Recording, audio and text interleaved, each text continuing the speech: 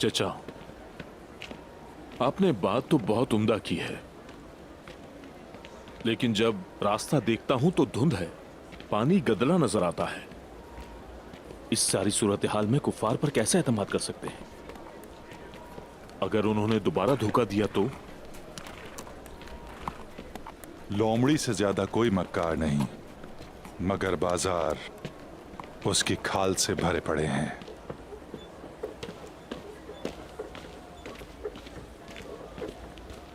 चचा, मैं उस्मान के बारे में सोच रहा हूं। जब वो सुनेगा कि हमने थ्यूक्लियस को किले वालों के हवाले कर दिया है तो उसको संभालना नामुमकिन हो जाएगा। गुंदू साहब, हम क्या करें?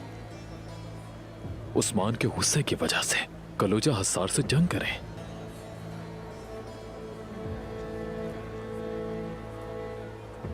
चचा जान, मेरे बाबा बहुत जल्द लौट आएंगे। हाकिम योर्गो बोलोस का कत्ल और अब्बास की शहादत के पीछे कौन था वो जरूर जानना चाहेंगे। उस्मान उस रात किले में देखा गया था। हमारे पास जो वाहिद सबूत है उनके हवाले नहीं करना चाहिए।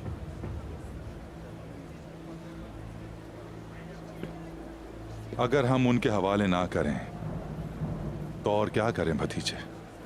बताओ, तुम्हारे ख्याल में क्या गद्दार सिर्फ उन्हीं लोगों में मौजूद हैं?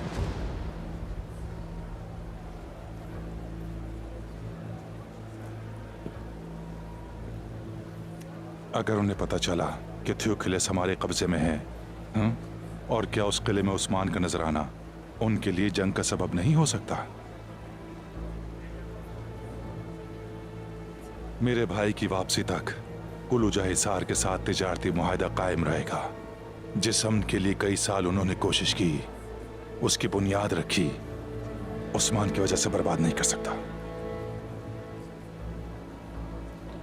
लेकिन उस्मान को उसकी खबर नहीं होनी चाहिए। अब कहां है वो सूफिया का आदमी थ्यूक्लियस? मैंने तारीख नहर के पीछे खुफिया जगह पर बांध कर रखा है। उस जगह तक पहुंचना नामुमकिन है। तो चलो जल्दी रवाना होते हैं।